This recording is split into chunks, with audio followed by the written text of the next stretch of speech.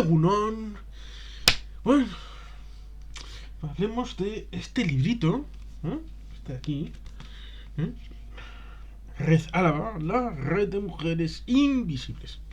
Un librito con unos dibujitos bien majos contando una historia. Bueno, aquí pone Red de Mujeres Invisibles, contenido feminista, está encima de la mesa, la memoria colectiva y la red de encuentros entre el ayer y el hoy y el mañana, con la memoria histórica como elemento central y coagulante de una realidad pluridimensional. Eso sí, debemos recordar evidentemente que Bakume Berchalbatza fue un instrumento muy importante de la presencia de las mujeres en el Partido Socialista Vasco en los años 30 y parte intrínseca de la organización del nacionalismo vasco Geltzale. Y por tanto, esta realidad de una organización propia de mujeres puede tomarse como un apartheid o puede tomarse como un reconocimiento del peso específico de la mujer y de su capacidad de empoderamiento y de autoorganización dentro de la realidad histórica del nacionalismo vasco de los años 30 en el mundo Geltzale. Cada cual que coja el prisma y el vector de aproximación que más le interese. Pero vamos a ir al asunto de la red Álava. ¿Qué es la red Álava? La red Álava fundamentalmente es producto de la derrota.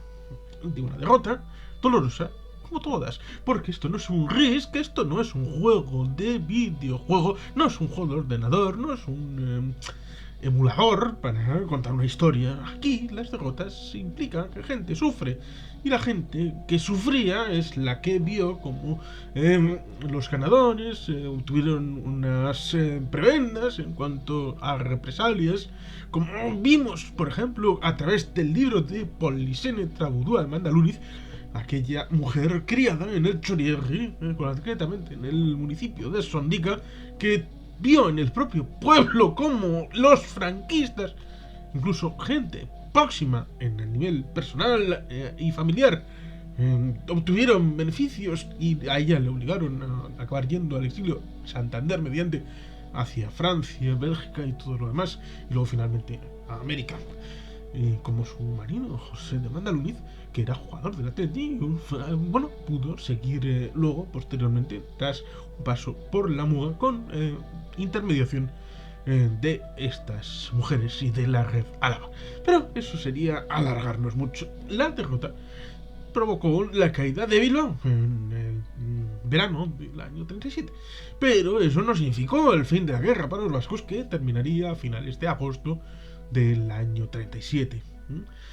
Después de una encarnizada lucha en la zona minera, de las encartaciones y hasta acabar en Santoña, que muchos acaban por decir, nosotros es que lo hemos guardado en un cajón. Ahí está, por ejemplo, el libro El otro pacto de Santoña, de Colton Sebastián e Iñaki Anasagasti, también comentado en este canal, como no puede ser de otra manera, y que es motivo de orgullo por la lucha hasta el final, no como luego posteriormente la evacuación de Santander o la evacuación de Belarmino Tomás en el puerto del Musel o la revuelta del coronel Casado con Venceslao Carrillo en Madrid, que son cosas posteriores y que parece que tendrían que avergonzarse, pero no lo hacen, lo cual es sorprendente. Lo mismo que, bueno, saltando épocas, los Ustach nazis, con un acuerdo tácito con los alemanes de Tercer Reich, no son puestos en la picota, pero sí lo son los ucranianos, que tuvieron como líder la familia de Stepan Bandera, y Stepan Bandera pasó 3 años y medio en la cárcel en un campo de concentración de los nazis. Pero bueno, algunos se ponen la fama y otros carnan la lana. Esto pasa siempre. La red Álava, por lo tanto, era una necesidad de hacer, la necesidad de virtud, un poco como la necesidad de unos jugos en la época romana, y la creación por necesidad de el anfiteatro, el Coliseo Flavio, y que todos hoy disfrutamos porque ha sobrevivido al tiempo, no como el Palacio de Nerón, que estaba al lado y que desapareció, lo mismo que la memoria de este tirano. Bueno, pues aquí tenemos la memoria olvidada, pero necesaria, de una red, en principio, de mujeres que al ser mujeres se les veía como poquita cosa muerta, por los vencedores, no por los compañeros de lucha, que eran las mujeres de los compañeros que estaban en la cárcel. Por ejemplo, con el año 1934, el único bachoqui de Vizcaya que estaba abierto era el bachoqui de La Rínaga. La Rínaga era una cárcel, sí, está donde estaban los insignes líderes del Partido Socialista Vasco en Vizcaya, porque el pleito de los ayuntamientos fue un ataque completo contra el concierto económico, a pesar de que no lleve ese nombre. La República no fue un jardín de rosas, y por lo tanto ahí están las raíces de lo que luego acabaría por venir. La cárcel, por lo tanto, después de la derrota de agosto del 37, fue el destino de muchos, también en La Rínaga y también en Santoña y en otros puntos como Burgos, incluso aquel documental de la familia de Maribel de Aranoa, que llevaban desde el campo de concentración de Deusto hasta Sevilla.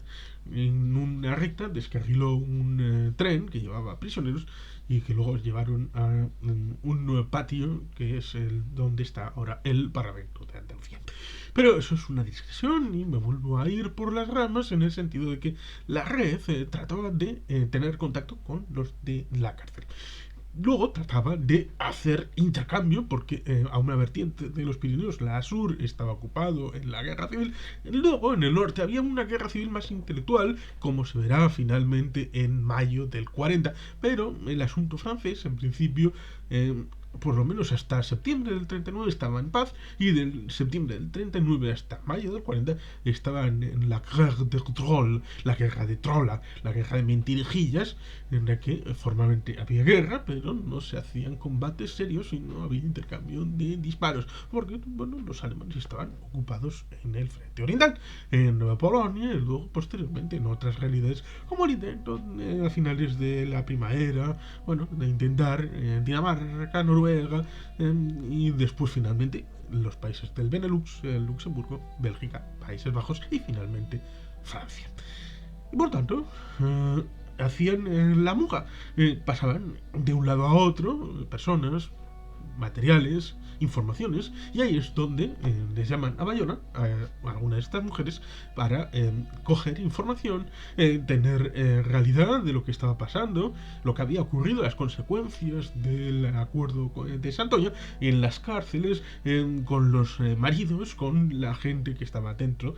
Por ejemplo, Juan de Ajuraguerra, como el libro de Eugenio Ibarzábal, el hermano mayor, que está aquí comentado en este canal, sí, creo que sí, y que trata de una persona, Juan de Ajuraguerra, que estaba bien seguro en Iparralde y cogió un avión por responsabilidad y encabezó moralmente la oposición de los vascos desde el frente de la cárcel, en primer término siendo condenado a muerte.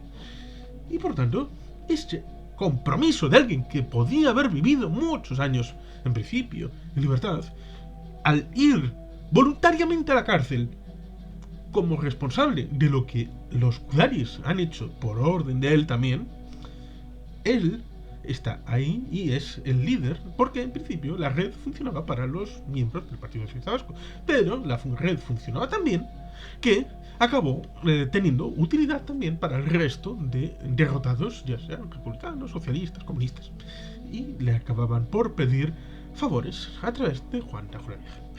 Esta red, por lo tanto, ejerció labores de inteligencia, de conocer lo que estaba sucediendo en determinados puntos, con delegaciones, si se podía llamar de alguna manera, en los territorios vascos, en la propia Vizcaya, en la propia Álava, en la propia Guipúzcoa y en Navarra, para interconectar en unos momentos en los que había mucha gente condenada a muerte, había mucha gente en prisión, y por lo tanto era necesario tejer una red dentro del país ocupado, sí, ocupado por los fascistas, para poder tener una actividad y seguir teniendo cierta presencia y liderazgo, aunque fuera debajo de la manta y debajo del radar. Hasta el punto de que a veces sabían más los informantes y los miembros de esta red dentro de la cárcel que los propios dirigentes, hasta el punto de que fueron capaces de trastocar algunos papeles para suavizar algunas condenas, modificar el cauce de algunos arrestos y hacer unos elementos que son dignos de la memoria, porque en otros países, ya sea en Dinamarca, respecto a la ocupación nazi, el paso judíos entre Dinamarca y Suecia, la campaña del 89-90 de Chile con Ricardo Lagos, muchos elementos de desobediencia civil son recordados por memoria colectiva. Por eso es importante recordar también, como vascos, la red Álava, que lleva el nombre de Luis Álava, porque se decía que los hombres tenían que estar como coordinadores de las diferentes delegaciones, a pesar de que no tuvieran el papel diario de la propia red. Este es un asunto, por lo tanto, de logística. La logística es importantísima en los servicios de inteligencia y también en el ámbito militar. Aunque no tiene glamour, no es lo que aparecerá en una película, el asunto de la inteligencia y de la intendencia, esta dualidad, porque la inteligencia sí aparecerá, son las películas de James Bond, pero la intendencia no. Es más, se le echa mierda, como por ejemplo la película Sargento de Hierro, de Clint Eastwood, de los años 80, en el que el jefe del sargento mayor, que interpreta a Eastwood, es un jefe venido de intendencia, y al final se le caricaturiza porque es un gilipollas integral. Pero estas cosas, en la realidad, la logística es muy importante para atribuir las vituallas y la intendencia, con valga la redundancia, para los elementos operativos. Y para que los líderes puedan tener la información, hay gente que debe jugarse el pellejo para hacerla posible y hacerla llegar. Después de todas estas vicisitudes, evidentemente, cuando llega mayo del año 40, la invasión de Francia, que tarda 3 semanas prácticamente en caer, una barbaridad de poco tiempo, porque recordemos que los vascos en la ofensiva final tardaron más de 3 meses en llegar a Bilbao, que son 40 kilómetros. Pero en Francia cayó en 3 semanas. Un ejército profesional, uno de los más grandes del mundo.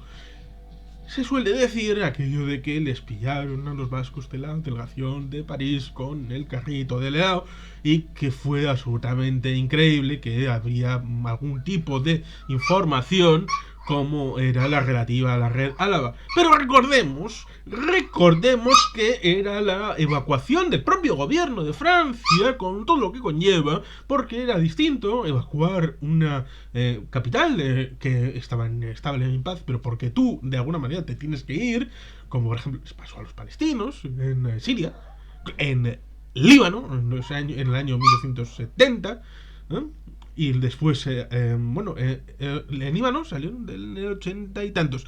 Primero salieron evidentemente de Cisjordania, desde Cisjordania a Samaria. Después pasaron a Jordania, que salieron en septiembre negro, septiembre del 70. Luego pasaron a Siria, luego pasaron a Líbano, y del Líbano acabaron por salir en el año 85 dirección a Túnez. Pero en principio, salvo Líbano, no había una guerra que obligara a salir no solamente al gobierno de la autoridad palestina, sino también al gobierno de Jordania, al gobierno de Siria. En el 85 evidentemente había una guerra civil abierta completamente en el Líbano. Pero en el caso de Francia, en el año 1940, había una guerra que implicaba la destrucción completa del régimen de la Tercera República de Francia, y por lo tanto el propio gobierno francés tuvo que salir por patas, en primer lugar a Burdeos, donde se produce la traición, que bueno, ya hablaremos porque también hay un libro muy interesante acerca de esta realidad del gran de Goya. Bueno, pues ahí está esa realidad. La realidad de que los transportes, ya sean militares, ya sean trenes, ya sean todo tipo de transporte rodado, estaba al servicio de la evacuación de material, de información, de población de la propia Francia. Por lo tanto, era virtualmente muy difícil el evacuar todo lo que era necesario hacerlo Ahí está la historia del Vita, bueno, hay cosas que pasan por ahí.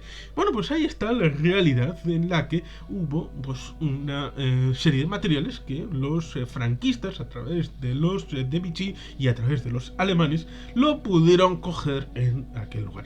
Y ahí estaba parte de la información de la red Álava que fue capturada, lo mismo que en el año 40 fue capturado Lluís Companys y fusilado en Cataluña por los franquistas. Y lo mismo habrían hecho con el Lehendakari Aguirre si le hubieran puesto las zarpas encima. Ahí está la historia de la red Álava, que fueron capturados las integrantes y fueron condenadas en principio, y la situación pues está precisamente en esa realidad de prácticamente una década, entre el año 36, 37 hasta el año 47 en esta red Álava. Personas integrantes de la red Álava procesadas y condenadas en la causa sumarísima 103.590/1940. Luis Álava Sautu. Este fue el único fusilado, el cabeza de la red Álava, que casualmente también era alavés. Vitori Echeverría Aguirre, 30 años. Delia Laurova Leregui, 20 años. Itziar Mújica Irastorza, 30 años. María Teresa Verdes Elorriaga, 25 años. Agustín Aristiaguibarra, 25 años. Julián Arregui Garay Gordóvil, 30 años. Ignacio Barriola Irigoyen, 20 años. Luis Cánovas Luengo, 25 años. Antonio Causo Molina, 20 años. Esteban Echeverría Aguirre, 30 años. José Echeverría Artola, 30 años. Félix Ezcurdia Elizari, 20 años. Rafael Gómez Jauregui, 25 años. Víctor González de Herrero Ugalde, 20 años. Rafael Coñi Latasa, 25 años. Francisco Lasa Arabalazola, 20 años. Felipe Oñabeitia Carmona, 30 años. Inocencio Tolarechipi Icuza, 25 años. Modesto Urbiola Oroquieta, 25 años. Celestino Olaizola Zalvide, absuelto. Y personas detenidas en 1940-41, pero finalmente no encausadas, no enjuiciadas. María Rosa Amadoz Aguinaga, Felicitas Arizquía Ibarra, Carmen Azqueta Ezquieta, Concepción Azqueta Ezquieta, María de los Ángeles Azqueta Ezquieta, Amalia Viguria Cuadriello, María Magdalena Viguria Cuadriello, Margarita Vizcarret Navaz, Teresa Buesa Buesa, Trinidad Buesa Buesa, Carmen Irigoyen, Julia Irigoyen, Petra Irigoyen, Nicasia Irigoyen, Celestina Martínez Humarán, Encarnación Reta Elizari, Felisa Revín Laviano, Pilar Ruiz Ollaga, José Aguerre Santesteban, Pelayo Azcona Alfaro, Felipe Muniain, Viviano Olaizola Mújica, Ceferino Polo Sara, José María Sanz Eguren, Andrés Silva Uri Basu, José Félix Verdes Elorriaga, Melitón Espada Manuel Landaibar, Felisa Acarregui, Aniceto Antón, Miren Bilbao y Federico Gurtubay. Todos estos nombres son partícipes de esta red de información por la libertad, por la vasquidad y por el respeto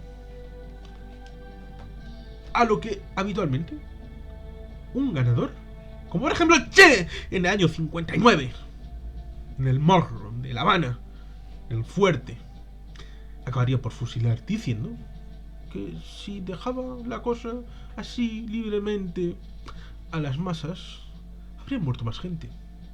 Así que él se adelanta, hace justicia procesal del vencedor y así ahorramos sangre. ¡Qué justificación! ¡Qué justificaciones para violaciones de derechos humanos que uno hace para poder salvar las noches! Y así también el franquismo fusiló, interrogó, torturó e hizo un montón de cosas. Y esta red enjuagó lágrimas, ayudó a mantener a heridos, enfermos, encarcelados, que sufrían el frío, sufrían el hambre. La prioridad no era, evidentemente, las cárceles y mucho menos a esos rojos separatistas que habían encarcelado. Su supervivencia era irrelevante. Como por ejemplo, ahí está, Miguel Hernández. Aquí, por cierto, probablemente Pablo Neruda pudo haber salvado. Pero eso es otra historia. Estamos hablando de la Red Álava, que merece memoria en todos sus detalles, en todas sus prácticas, en todas sus realidades, en todos sus desafíos por la democracia, por la libertad y por el gobierno vasco y por el Partido Nacionalista Vasco.